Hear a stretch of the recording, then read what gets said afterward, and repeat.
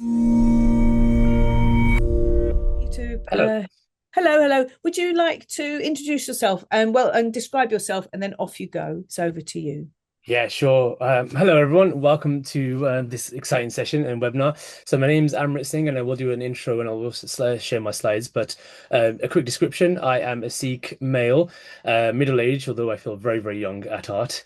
I wear a blue turban and I do have a black beard, and I'm wearing a green top. So I think there's a theme today in terms of green shades, which is nice. Yeah, that's me. Let me share my slides. Brilliant. So, hello everyone, and welcome, and thank you for joining today's session, making short form content that works for you. My name is Amrit Singh. I'm an artist, content creator, and creative director at Rebel Creatives. So I create content for myself under my brand called Mr. A Singh, but I also work with quite a lot of organizations, social communities, brands, teams, and individuals to help them make stronger, clearer, and more engaging digital content. So it's really exciting to be here as well. So today's session is all about making short form content feel less overwhelming and more useful because short form video is everywhere. Reels, TikTok, shorts, LinkedIn videos, Facebook videos, vertical clips, behind the scenes posts, and trending moments. So there's a lot happening. The question is not just should I be making short form content? It's really how do I make short form content that actually works for me, my audience, and goals. So that's what we're going to be focusing on today. Now, I had got a few slides. I'm just kind of introducing myself and to show you some of the artwork.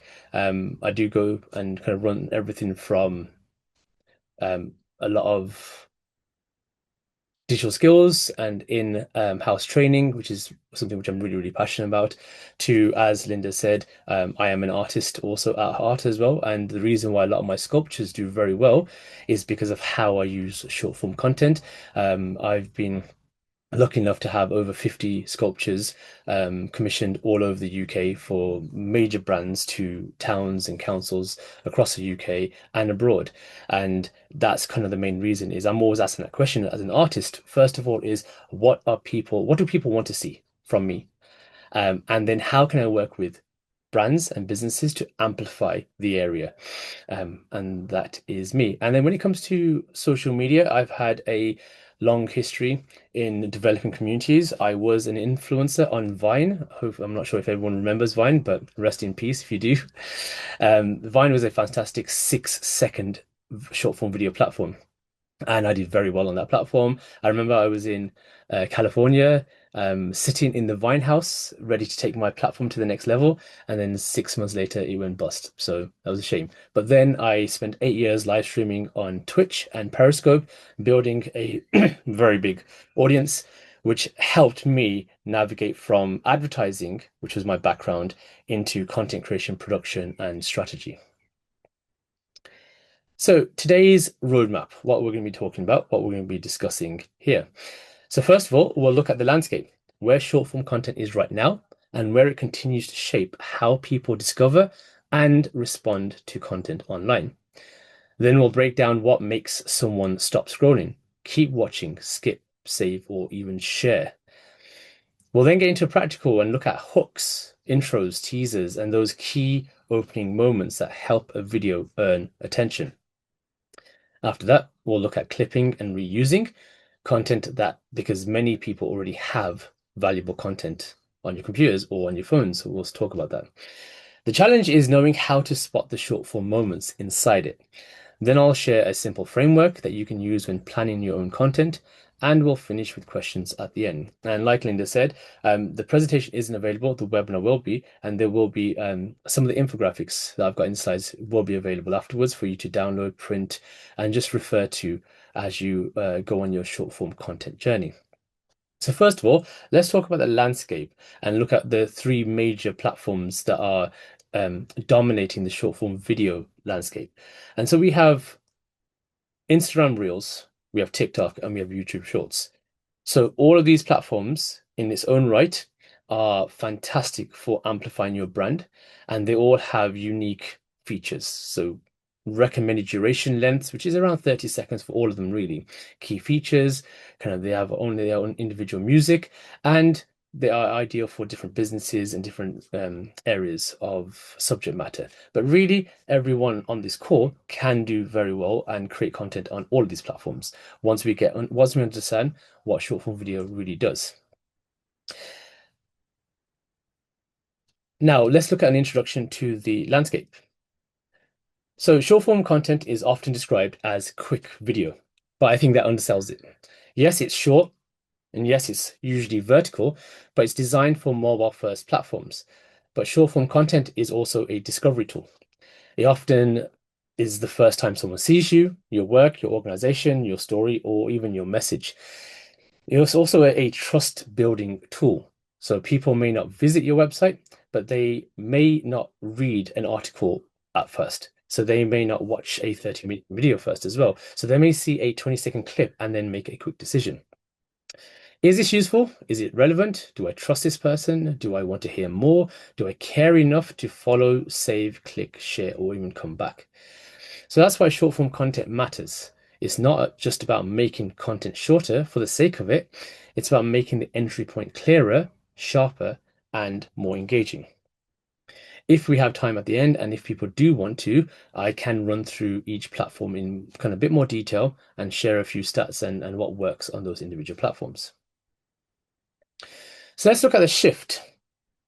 One of the biggest shifts that I've seen is this. Short form content is no longer just about posting something short. It's about creating a clear moment that earns attention. That moment that might be a useful tip, a strong opinion, a surprising fact, a quick transformation.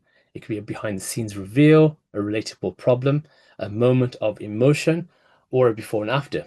Could be a question your audience is already asking, a mistake people often make, or a myth that you want to challenge. The stronger the moment, the clearer the video, and the stronger the outcome. So before asking, what trends should I use? Ask, what exactly is the moment here? Because if there is no moment, the content usually feels flat and people skip. Audiences are not usually thinking in the same way content creators are thinking. So we might be thinking about platforms, formats, captions, hashtags, edits, posting times, and performance. But the person watching is usually thinking something much simpler. They're asking, is this for me? Is it worth my time? Do I understand it quickly? Does it help me? Does it entertain me? Does it make me feel something? And would I share this with someone else?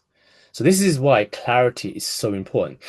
A video can be beautifully filmed, but if the audience cannot understand what it's about quickly, they may scroll past. A video can be really simple, but if the idea is strong and relevant, it can perform well. So short form content is not just about production challenge, it's a clarity challenge. And this also leads onto the platform and the landscape that we are in. Now, one thing which I want to point out, which is really interesting to focus on before I carry on, is understanding the attention span that most people have when they are consuming content on these short form video platforms. Now, a few years ago, it was 3 seconds. And around 10 years ago, it was 30 seconds. Now it's 1.2 seconds. Okay. So as content creators, as people who are producing content or working with content creators, or if you're working in a small marketing team, I want you to think about that people's attention span on these platforms are 1.2 seconds. So really, in the first 3 seconds, you need to capture people's attention, that emotion. Why are you watching and why should you stay? A useful way to think about short form content is a 3 second test. So in the first few seconds, your audience needs to understand three things. What is it about? Why should I care? And should I keep watching? That doesn't mean every video has to be loud, dramatic, or over-edited. It means the opening needs to be intentional. Sometimes that opening is a strong line to camera. Sometimes it's an on-screen text. Sometimes it's striking visual. Sometimes it's the result first, then the process. And sometimes it's a question or a bold statement. So those first few seconds are not just an introduction. They are the reason someone decides to stay. And remember, not get distracted. The big difference between linear content, so TV content, is you have already decided to dedicate your time to watch something. When it comes to social media, people haven't decided whether they have dedicated their time to you, and they are deciding two things. Should I stay or should I scroll? So let's look at hooks. A hook is the opening idea that gives someone a reason to keep watching. So hook doesn't have to be a clickbait. In fact, it shouldn't be a clickbait. But the best hooks are usually honest, specific, and useful. So a question might be, are you making this mistake with your short form videos? A problem might be your video might be too long. It might just take too long to get to the point. A promise might be, here are 3 ways to make your reels stronger. And a mistake might be the biggest mistake people make when clipping long videos is starting too early. A myth might look like you don't need to post every day to make short form content work. A transformation might be, here's how I turned one webinar into 10 short form clips. So the key is to open with the value, not the warm-up. And as you can see with this graphic here, it breaks down the top 6. So a hook starts off with a clear question. It leads with the result. So you want to show the outcome first, then explain how you got there, and then create instant curiosity and gives the audience a reason to stay. You then want to make a bold statement, a clear opinion, a claim, or a surprising idea that can stop a scroll when it feels confident, useful, or relevant. Then you want on-screen text quickly. Short, direct text help audiences understand the topic immediately, even if they're watching without sound. Let's not forget, most people who consume content on these platforms are consuming either as they are out and about, so half paying attention, or without sound. Yes, we have people who watch with sound as well. There's a lot of people who consume it as they go along. So text on screen is not only good for consuming content as you go along, but it's also very good for SEO point of view, search engine optimization. Every platform now is prioritizing keywords. Okay. Then you can start with a relatable problem. People pay attention when they recognize their own challenge, frustration, or in the need in the opening moment. One thing I've understood when working with a lot of small businesses, small teams, community organizations, arts organizations, is that a lot of teams think that they're the only ones who have a certain problem, that the only ones are going through something. And when we put that to the test and we challenged a few of the teams, and I do challenge you as well, is put that problem, that concern, that question that you have on a video and post it to everyone and ask them, do you also feel the same? When we did this, genuinely, organizations were surprised at how many people were also aligned with you who had the same concern or wanted the same answer or wanted to answer to the same problem. So when you share a relatable problem, you'll get a lot of people also relating to that, and that video can also do well. And number 6, one of the best ways to hook people in is by showing a striking visual from the get-go. Okay, so a powerful image, unexpected movement, a visually interesting moment can grab attention fast without being overcomplicated. Now, I do talk about sometimes when I speak about organizations, they do come from a traditional media background. When it comes to social media, it's about chopping and changing. It's not following a format, which is a slow established shot, a slow presenter intro, getting into the idea. It's about bam, straight away, you've got a striking visual, the most exciting bit right at the start, and then you can go into how or why or what. So here are some examples of weak hooks versus strong hooks. So a weaker opening might be, hi everyone, today I'm going to talk about content. So there's nothing wrong with being polite, but on short form video platforms, that opening takes too long to reach value. A stronger version might be, most people are losing viewers before the video has properly started. So it kind of gives you a reason to listen, because you're like, what? How? Tell me more. Another weak opening is, here is a clip from our event. A stronger version could be, this one moment from our event explains exactly why people showed up. Another weak moment could be, we had a great day filming. Or you could do, here are three shots that made this simple video feel more professional.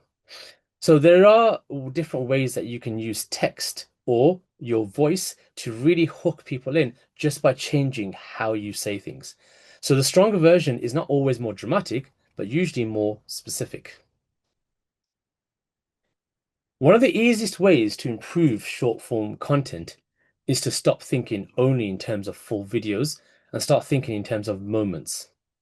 So a moment is the part of the content that gives the audience something to react to. It could be the reveal, the lesson, the quote, the moment, the reaction, the mistake, the before and after, or the point where someone says something that makes the whole room think differently. So when you're filming or reviewing existing footage, ask yourself, where is the moment? Sometimes the best for short form clip is not the beginning of the recording. It might be 12 minutes in. It might be one sentence. It might be a reaction. It might be the answer to a question. So your job is to find that moment and build a clip around it. So some of the best moments that I've seen when it comes to moments is when a video starts and someone's just laughing or like they're just cracking up because of a question that someone's asked, and then you're thinking, why, what's so funny? And then they go into it. So there's many ways that you can do this. A side note on this, one of the best ways of capturing moments from existing content is by performing something called a content audit. Now, a content audit might seem a bit drab, but it's one of the best things that you can do when you start walking instead of running, where you start to consolidate all of your content that you've captured over the years based from all the people that you've worked with who are there, who aren't there, freelancers, and you consolidate them into one area, one location. That could be a shared drive, that could be on a hard drive, that could be on a desktop.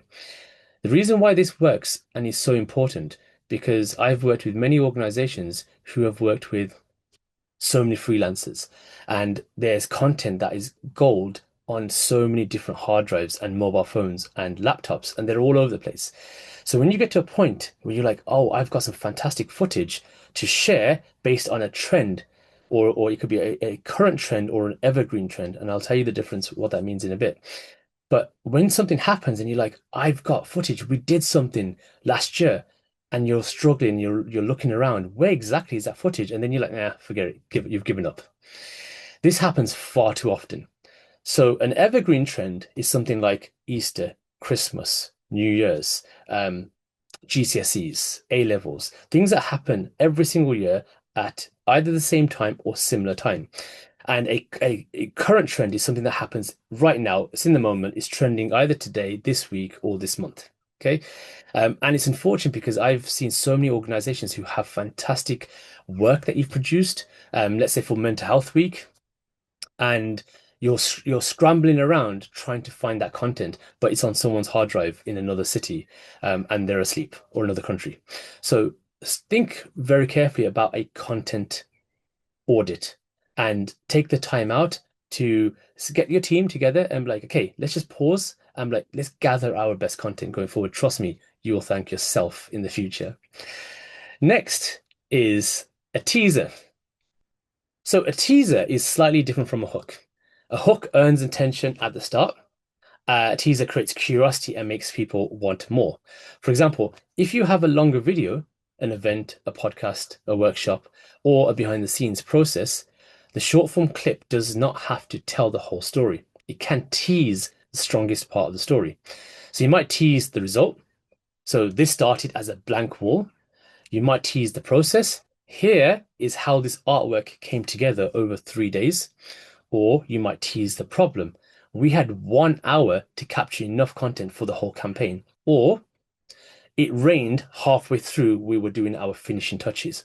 What? There's emotion in that, right? A good teaser doesn't hide the value, they frame the value. So they give enough to the audience to care, but not so much that there's no reason to continue. The teaser element is one of my favorites because it's what hooks me in. If I'm watching something and there's amazing sculpture or an artwork or a community project, and all of a sudden something happened, someone didn't turn up, paint fell over, someone was ill, they lost their voice, and you're like, what happened? How did you actually get to the end result? I'm hooked instantly. But a teaser can also be a bit of a trail to an upcoming launch, for example. So let's say you have spent a long time producing a video for a fantastic organization, outcome, workshop, outreach, whatever it is. You could use that teaser to create more of a hype when you do drop that video, because it can be disheartening when you spend so long on creating a video and it gets 2 views. There's nothing wrong with that because the video might get a few more views later on. It might take a week, might take a month. But if you have a teaser where you clip the best part of it and you share that, let's say in the morning on a day, and then you're basically saying to people, we've got a fantastic video coming up. Here's a highlight from it. And another fantastic thing about a teaser is it ticks something called the total watch time. Now, the total watch time is when people watch your video all the way to the end. That's a fantastic indicator to the algorithm on any social media platform that your video is doing well. So if a video is really short, like 6 seconds, it's easier for someone to consume that, right? Than if a video is 3 minutes long. So if you've got a few short videos with long videos, it's a really good strategy in your content strategy to tick that total watch time, saying to the algorithms on these platforms, look at our videos, we're getting a lot of people watching, share it to more people. Okay, other types of hooks that we've got are the fact that you don't need a complicated intro to make a strong short form video. In fact, many overproduced intros slow the content down. Now, the reason why our attention span has dropped so much is because, let's say about 10 years ago, when we were watching videos on YouTube, which was like the king of video platforms, and it still does very well, of course, at the moment, but you would have to press play, skip an ad, watch the intro of the video, and then you would get into the video, right? So we would actually have to wait sometimes at least 30 seconds, sometimes a minute before we actually get to the crux of the video. And then TikTok were the first platform to introduce something called autoplay, which means that the videos automatically play with no intro, with no ad. You just scroll, and 6 hours later, we're still scrolling. But that means that people don't really want intros. They don't want complicated intros. They want something that provides value instantly. You don't need a logo animation. You don't need a long title sequence. You don't need a full explanation before showing the value. A strong intro can be very simple. It can be a clear first line, strong on-screen text, a visual result first, a quick question, a direct audience problem. It could be a before and after, or a recognizable situation, or even location. For example, instead of starting with, last week we delivered a workshop about digital content, you could start with, by the end of this workshop, every group had created one video from scratch. So the second version gives us the outcome first. Outcomes are often more interesting than introductions. But like I said, very rarely we see introductions. In fact, I do still see them. And I'm like, why? Because people will not wait for the intros. They just want to get into the video. So now let's talk about clipping and reusing content. I briefly mentioned this earlier about repurposing content and linking to the content audit. This is one of the biggest opportunities for many peoples and also organizations. You may already have webinars, interviews, podcasts, talks, training sessions, even footage, event footage, panel discussions, presentations, behind the scenes footage, customer questions, team conversations, or project updates. The question is, how do I turn that into short form content without it feeling random? The first step is to look at short form potential. So look for strong quotes, clear answers, useful tips, emotional moments, surprising points, audience questions, simple explanations, demonstrations, mistakes, and lessons. So you're not just cutting down content, you're finding the strongest moment and giving it new shape. One of the quickest ways that organizations can win and have a quick win is by repurposing existing content, mixing it with brand new content. The biggest question I get asked all the time, which is, Amrit, I don't have the time. We don't have the resources. We don't have the team to create brand new content. So I turn around and be like, fine, but what about the existing content that you've already got? I had a quick scroll on your Instagram, on your Facebook, and your YouTube. You did this fantastic video 2, 3 years ago. do you think people are watching that video now? The answer is no, because every time we have new followers, it's very unlikely they're scrolling through years worth of content to go through your best content. So that gives you an opportunity to share your best content every so often. So for me personally, as an artist, um, I share mainly artwork on my Instagram page and on my Facebook because it's visually very exciting. People love to see it. Obviously, I do a lot of other stuff as well, but it's not as quote unquote sexy, so it doesn't look as good. So I don't really share it.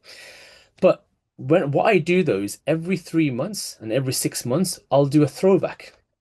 So on Thursday, I'll use a hashtag called Throwback Thursday or just a keyword, and I will share something that I'm really proud of every 3 months. Something that I did and I'm gonna reshare. And every time I reshare something that I've already posted, I get an influx of comments and excitement from new followers who have never seen that before. So we should never think that our audience knows everything that we've done. They don't, unless they are a stalker, which I hope that none of us have.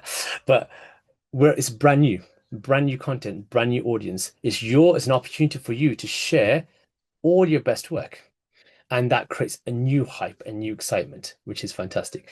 But one thing which is important on this is never share the exact same content again.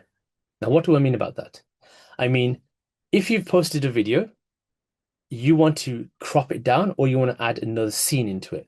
If you post the exact same video with the exact same copy, it will be flagged as duplicate content on Instagram or TikTok. And we don't want that. We don't want it to be kind of flagged. So a quick way around is that just crop it down, add something extra at the end of it, retweak your copy to say Throwback Thursday to a project that I was really proud about or we were really proud about, which featured X, Y, and Z, and then that's it. So think about how you can include existing content and repurpose it.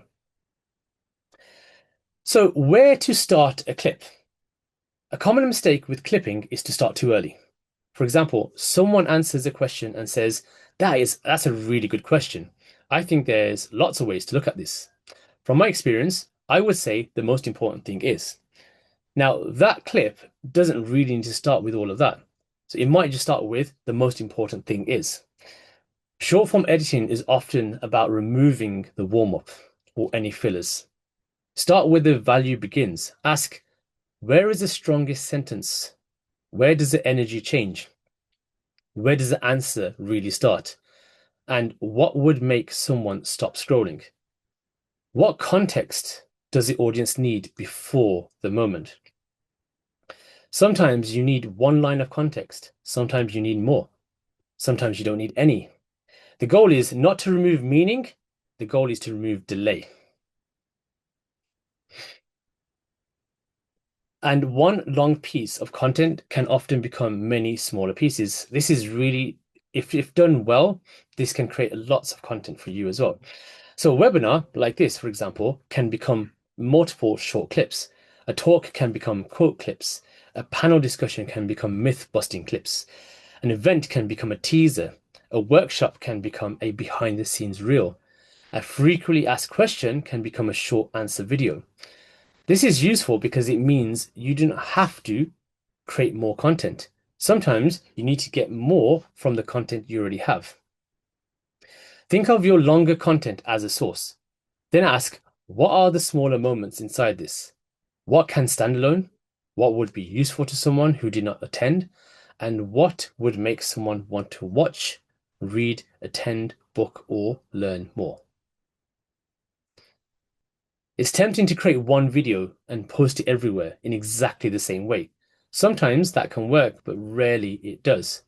But it's worth thinking about how different platforms behave.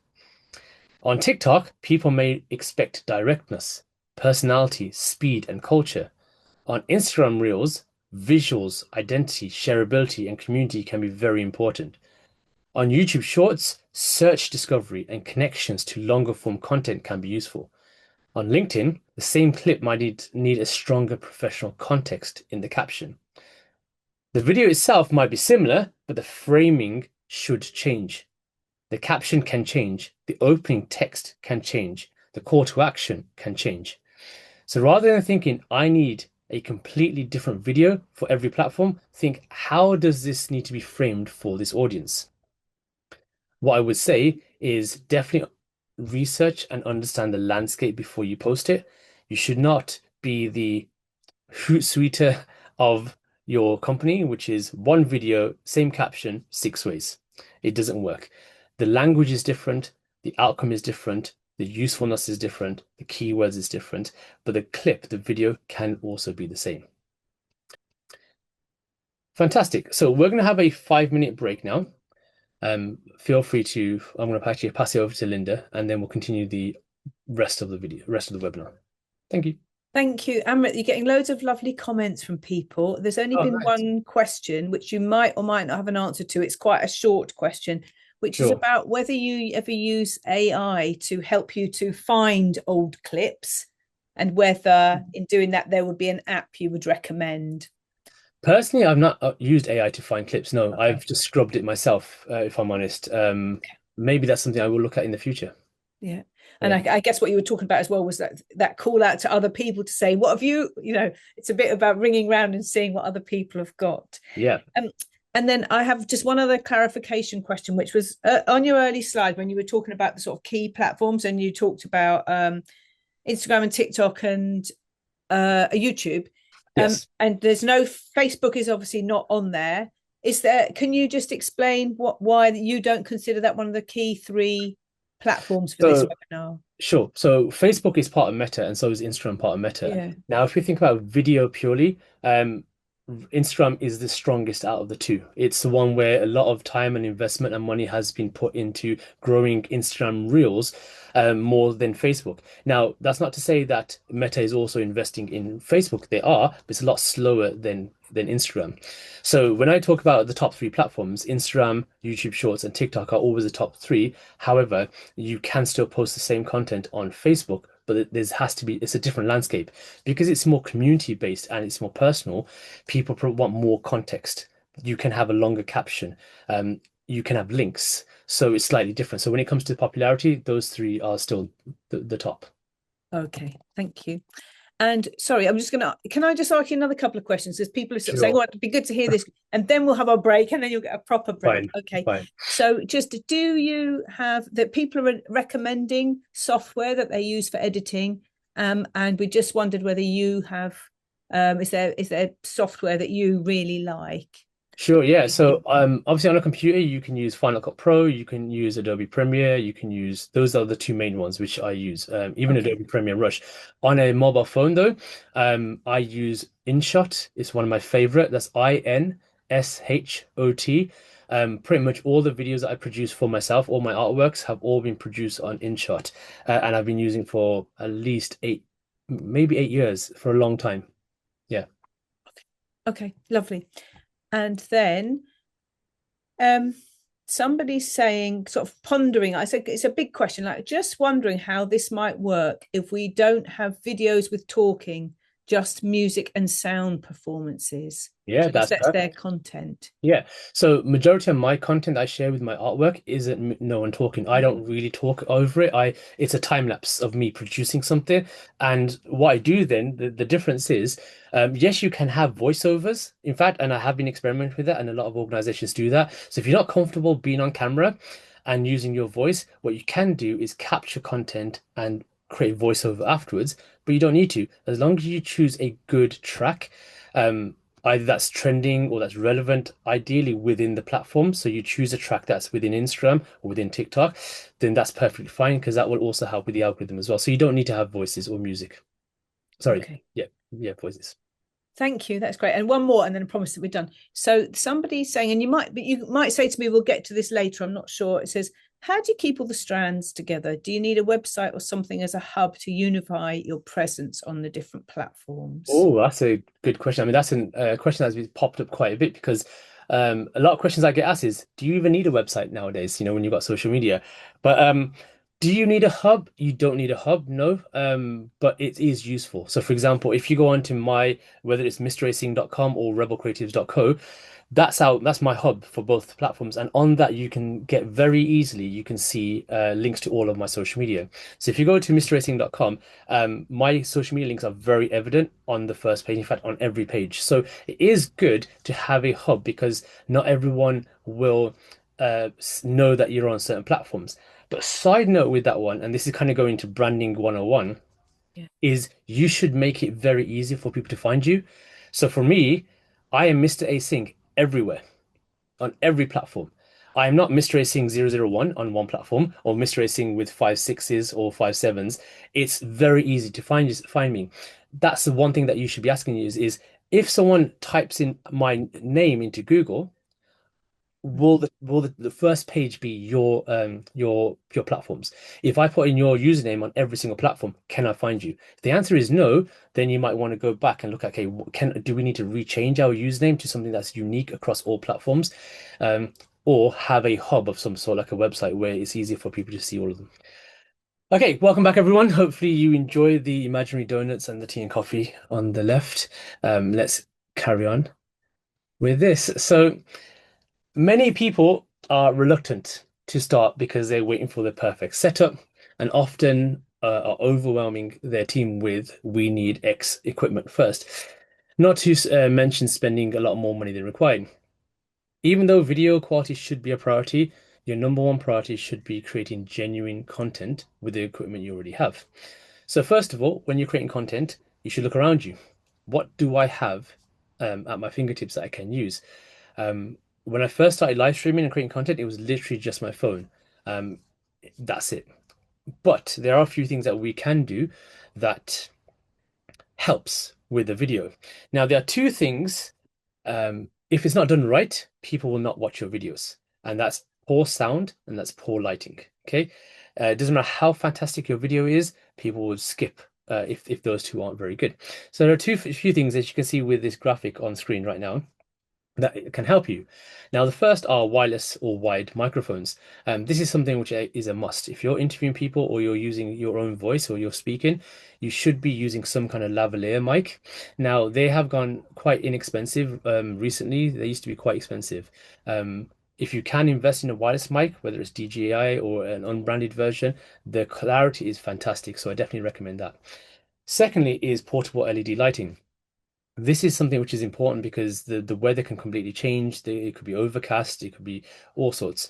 So having a good rechargeable LED portable light helps with not just obviously the brightness, but also with skin tones and makes your footage cleaner in low lights or indoor situations. Then we have power bank, and this might feel obvious to all of you guys, but the amount of times I've worked with organizations and influencers and content creators, and we've gone on set and they've got 5% battery because they've been on their phone the entire journey to location. And and they've got no power bank, no charger. So carrying it could be a 20,000 ohm power bank is something which is a must, and obviously a cable.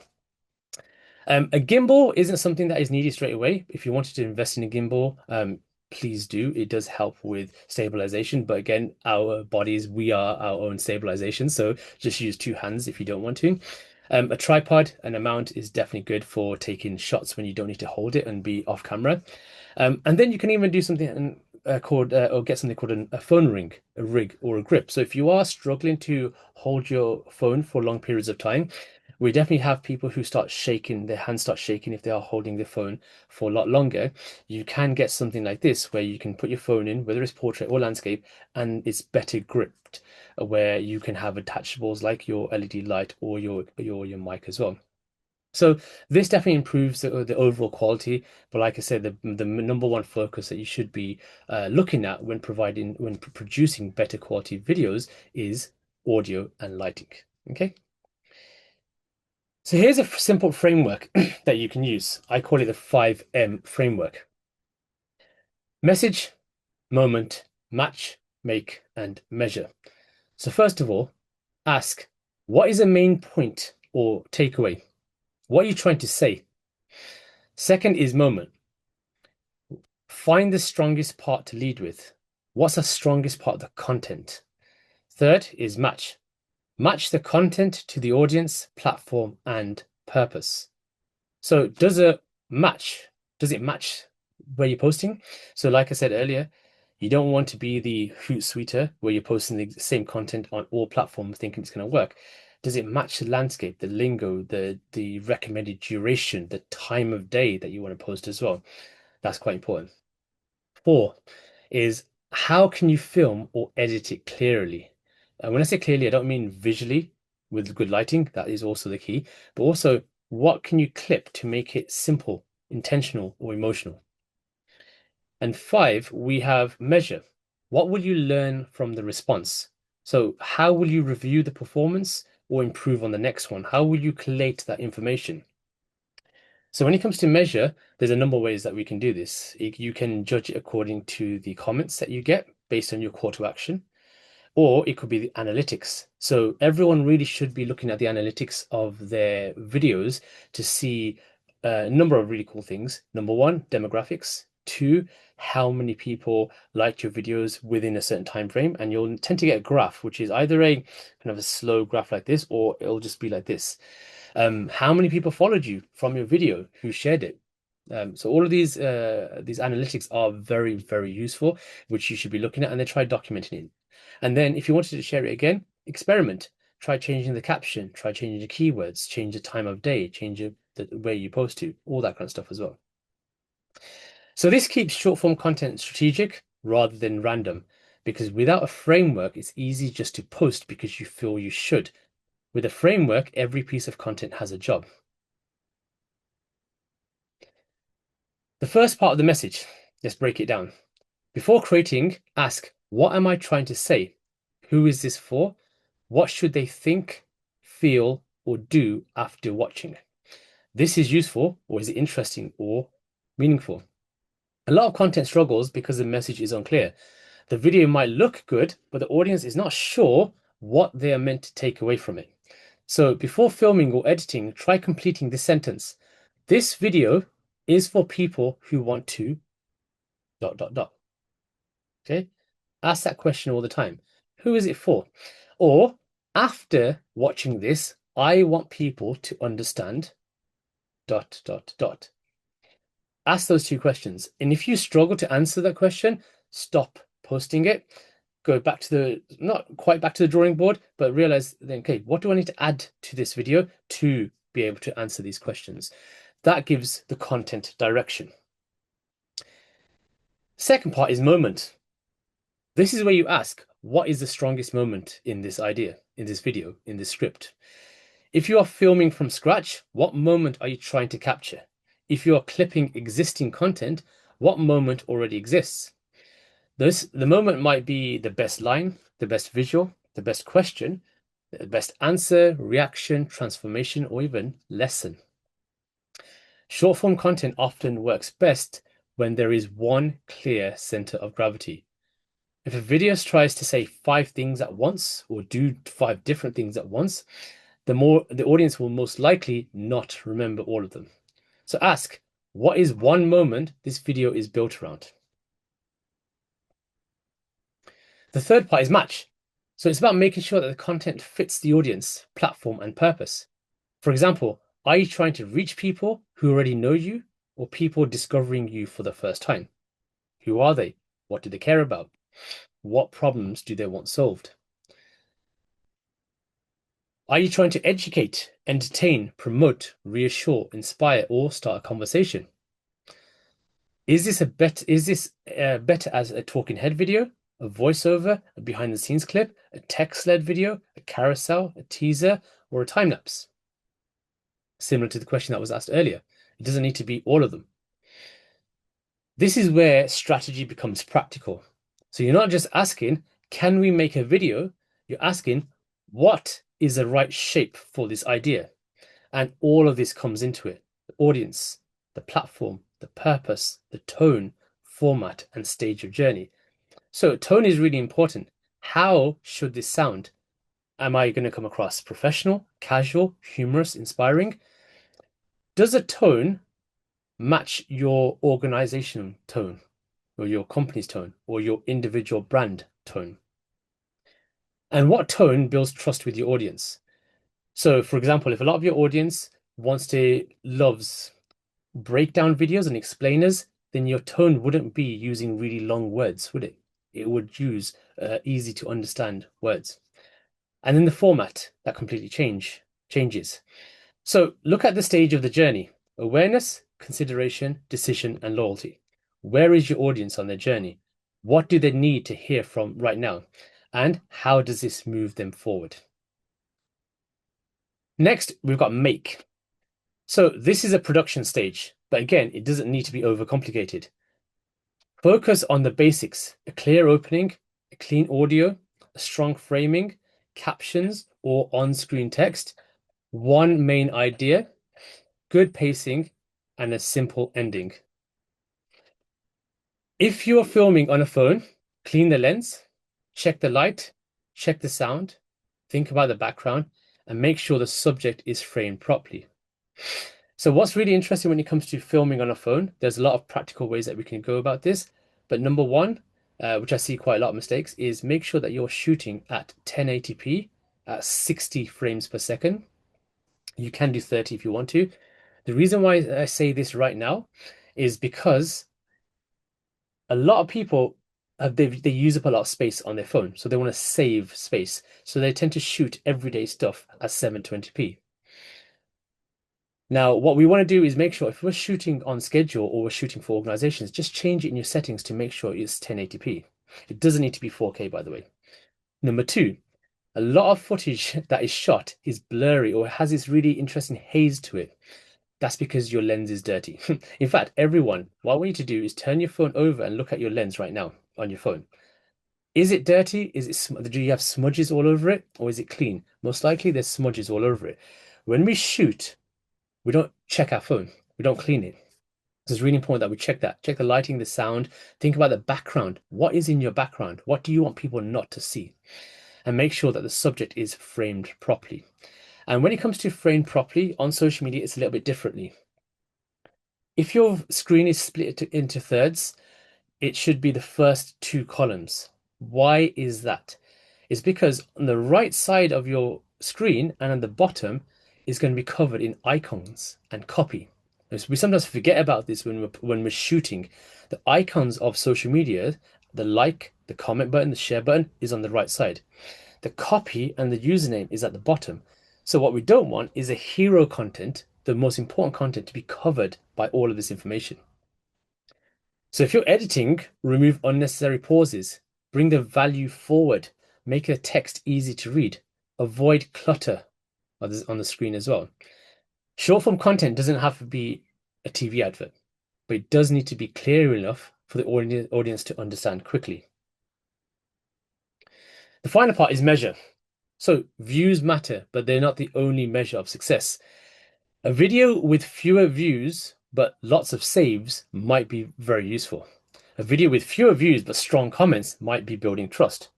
A video with leads to inquiries, bookings, signups, or meaningful conversations might be doing exactly what it needs to do. So look at retention, saves, shares, comments, clicks, follows, replies, conversations, and quality of engagement. Ask yourself, what did this video teach me? Did the hook work? Did people stay? Did people respond? Did the format suit the idea? And what could I test next time? This is how your content improves. The biggest indicator from an algorithmic point of view on social media are these things: saves, shares, retention, and comments are the biggest at the moment, more than views and likes. Okay. Now, traditionally, that's one metric we all look at. Everyone I speak to, they're like, oh, but it hasn't got enough likes, or we've not got enough views. But what you really want to do is ask, why should someone save your video? Why should someone send your video to a friend or a family? Why should someone comment on your video? Okay. If you can answer all those three questions, then your video will do very well.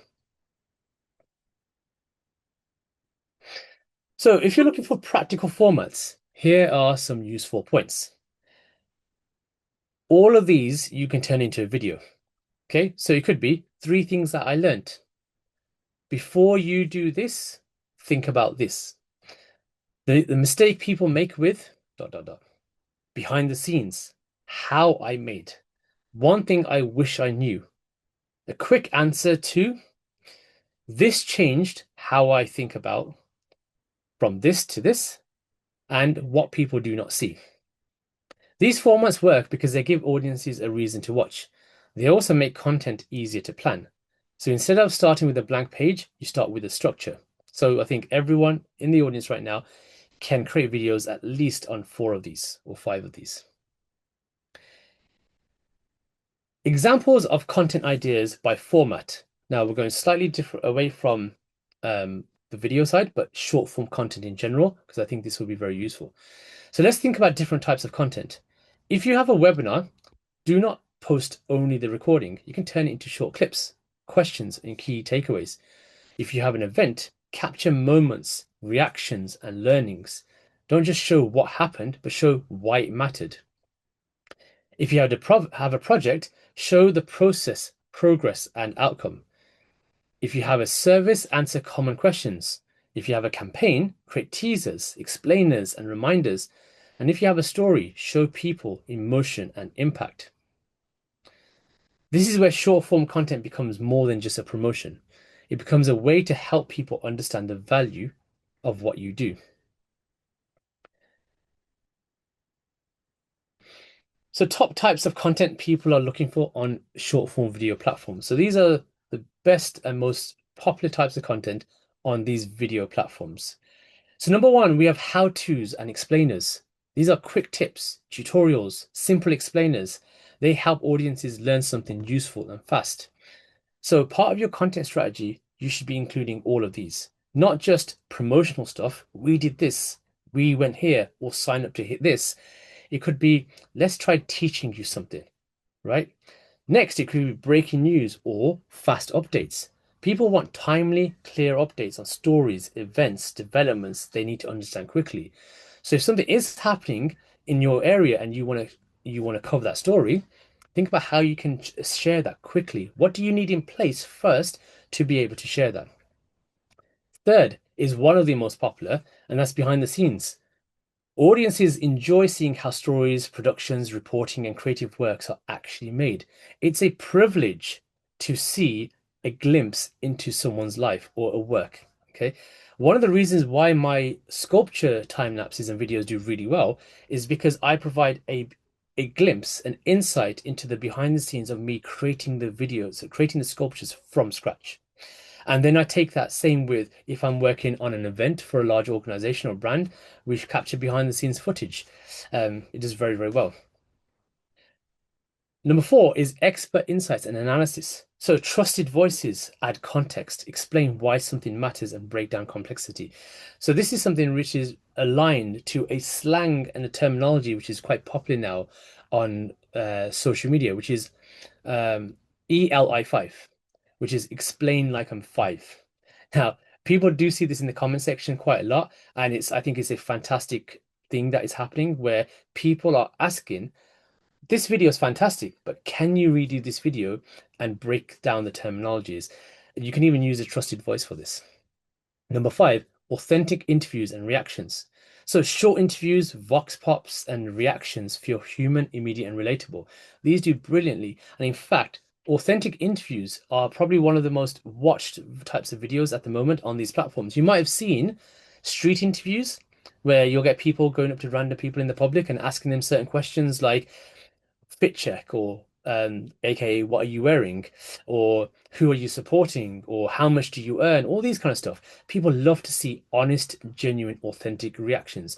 So think about how you can do interviews and reactions but connect it to the projects that you'll be working on.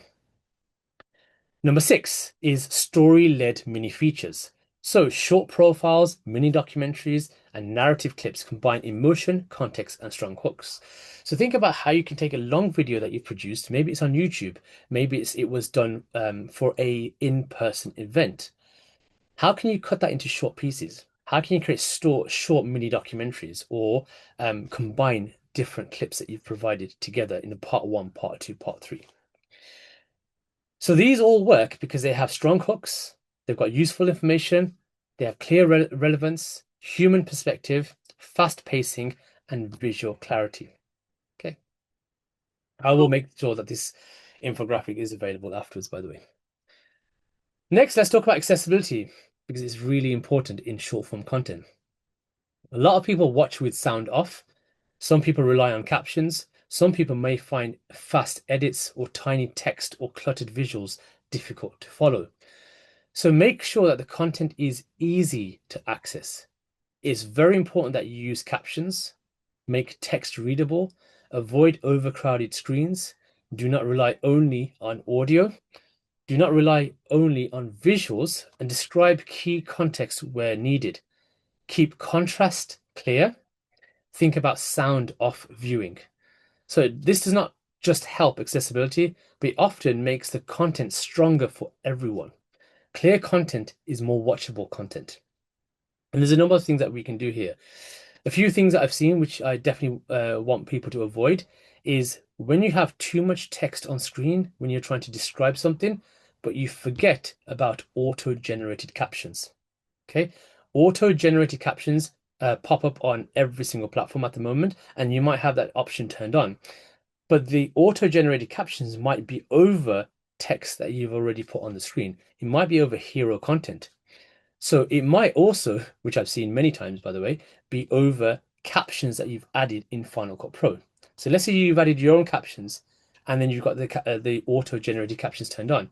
You've got two lots of captions, and most likely the auto-generated one is full of spelling mistakes and grammar issues as well.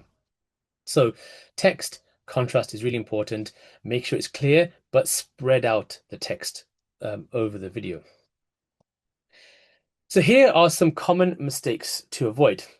Taking too long to get to the point. Using trends that have no relevance to your message. Trying to say too much in one video.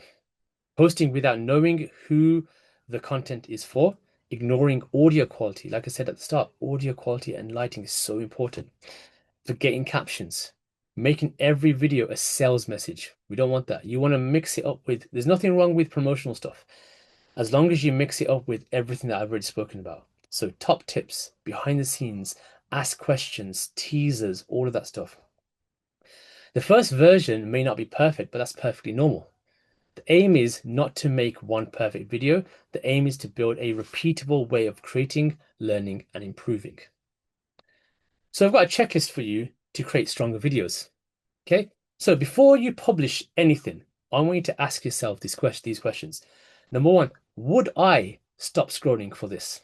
If you say no, think again. Is the story clear in the first 3 seconds? Remember, what is the attention span that we've got at the moment? 1.2 seconds. So the first 3 seconds is really important. Is the strongest visual near the start? Does the audience know why it matters? Is the caption or on-screen text helping or cluttering? Does the hook accurately reflect the story? One thing we don't want is clickbait. You have some random hook and it's got nothing to do with the video. You'll lose followers and credibility. Is there a clear reason to keep watching? And actually, a final thing I would add to this, which I haven't, is should I save it or send it to someone? Why should I save it? Is number 8. Actually, why should I save it? So if you ask yourself all these questions and you'll be able to answer them confidently, you have a pretty much a very good video or a script on your hands. So final framework recap. Okay, so to recap, use the 5 M's. Okay, message, what are you saying? Moment, what is the strongest part? Match, does it fit the audience and platform? Make, is it clear and watchable? Measure, what did you learn? If you take just one thing from today, let it be this. Short form content should not just be shorter, it should be sharper. Sharper in the message, in the opening, in the value, and it's in its understanding of the audience. So that's how short form content starts to work for you. And I got a bit of a challenge for you as well. Is this. So here's a practical challenge for this week. Find one existing piece of content. It could be a video, a webinar, an event recording, a talk, an interview, a project update, or even a long caption. Pull out 3 possible short form moments.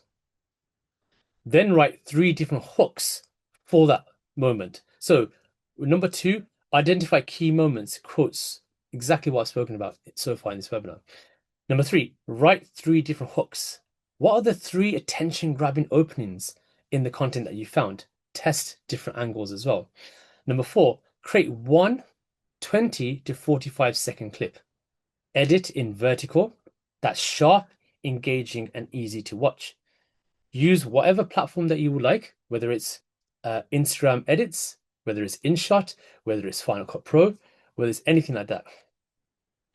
Number 5, post or share it with clear purpose. Now, if you find it uncomfortable posting, send it to friends and family or send it to your network. Ask your colleagues, this is what I've created, and make sure that your message is clear. And then number 6, review what you learned. Check the results. Ask people, what did you think of this video? Ask what worked and what didn't work, what wasn't clear, and apply it next time. So the goal is turn one piece of content into more reach, more impact, and more value. One short form clip at a time. Now, Linda, I do have some recap moments, but if we're running out of time and you want more questions, I'm more than happy to stop here. I think a recap would be really good. We have got about, I think there's five or so questions. So we just do, when you get to them, a couple of minutes each, and we'll be fine. So yes, please, I think the recap would be really helpful. Perfect. Okay.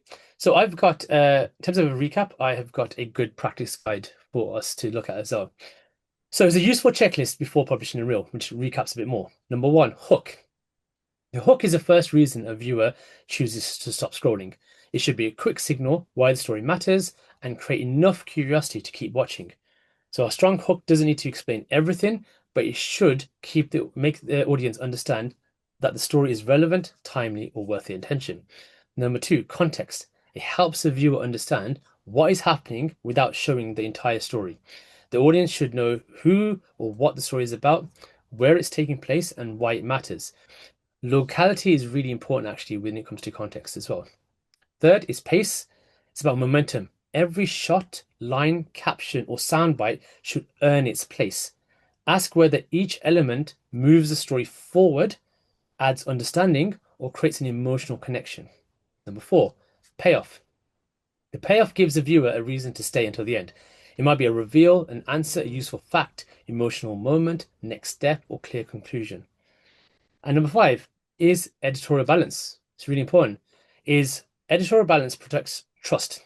The reel should remain accurate, fair, and proportionate, even when it's short and visually engaging.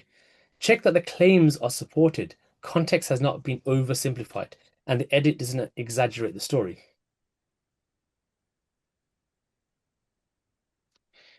I've got this slide here about what audiences are really looking for on these platforms. So number 1, what creators often think about. So they think about platforms, captions, hashtags, edits, posting times, and performances. And this is one of what I spoke about earlier. But what audiences are really asking is this for me? Is it worth my time? Do I understand it quickly? Does it help me? Does it entertain me? Does it make me feel something? And would I share this with someone else? Why clarity matters. If people cannot quickly understand what a video is about, they will most likely scroll past, even if it's beautifully made. Number 4, simple can still perform well. A simple video can work brilliantly when the idea is strong, relevant, and easy to grasp. And number 5, the real challenge.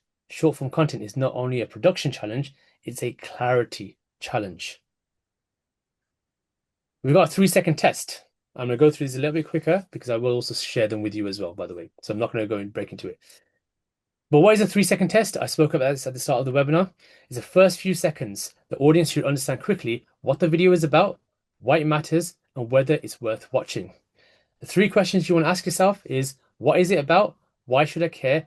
And should I keep watching? And finally, I'm going to share top tips on a good short form video. Number 1, think about the cover image. Really important here. A lot of people, when they post videos, they forget that actually your cover image is your shop window, and you're scrubbing through your video trying to find the most exciting and relevant bit. But what you should be doing, which is good practice, is as you're shooting the video, take a good quality photograph that sums up the video and upload it. Focus on the first few seconds. I've hopefully have drilled this already.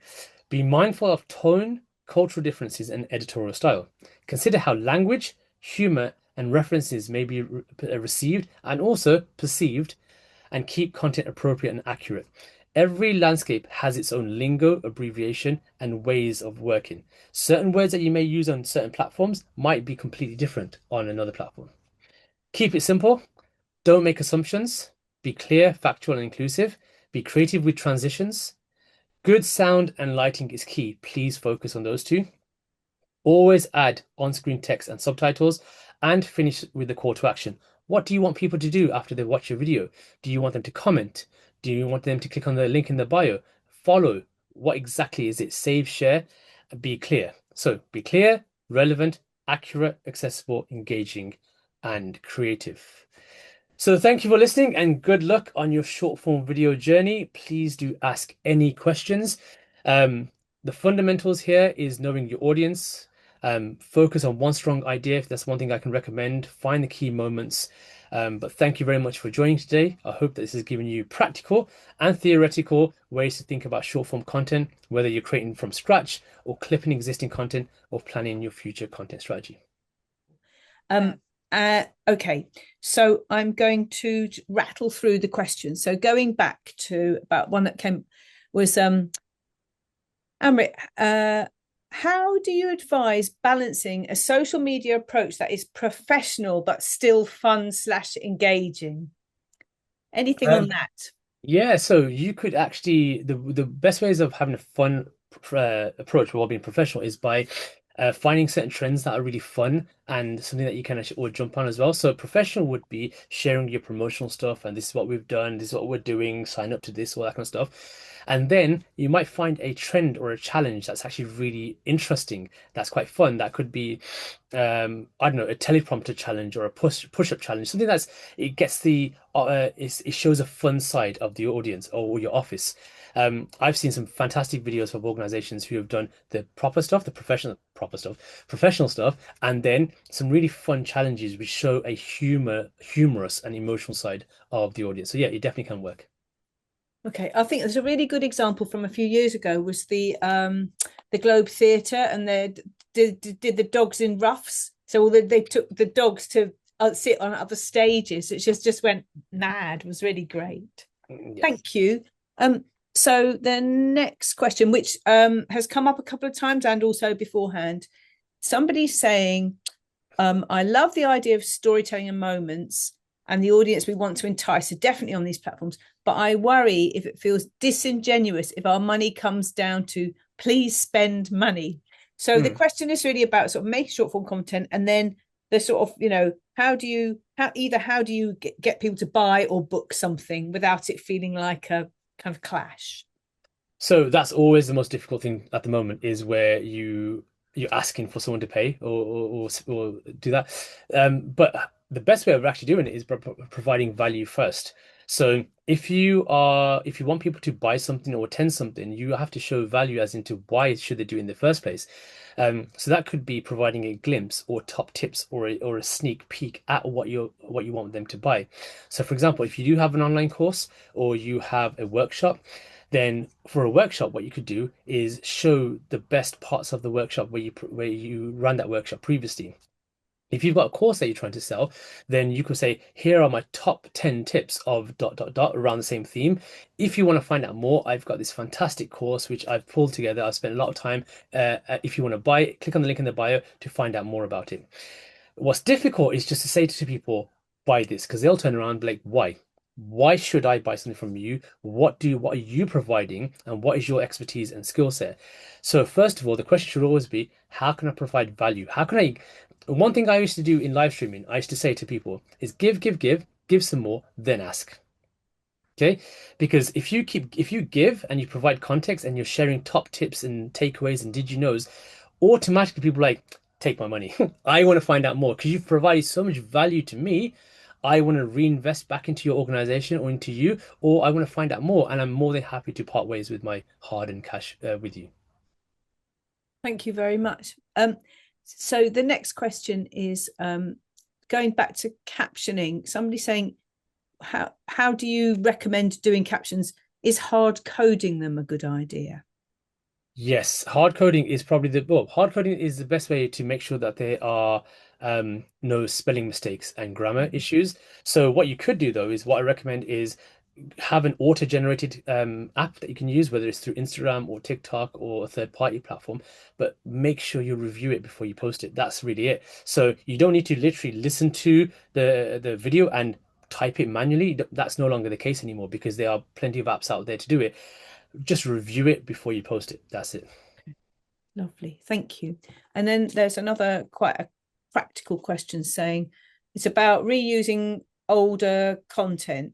Does copy ever age out? I have a lot of photos, videos, mostly from years ago. Is it worth auditing or do I reshoot?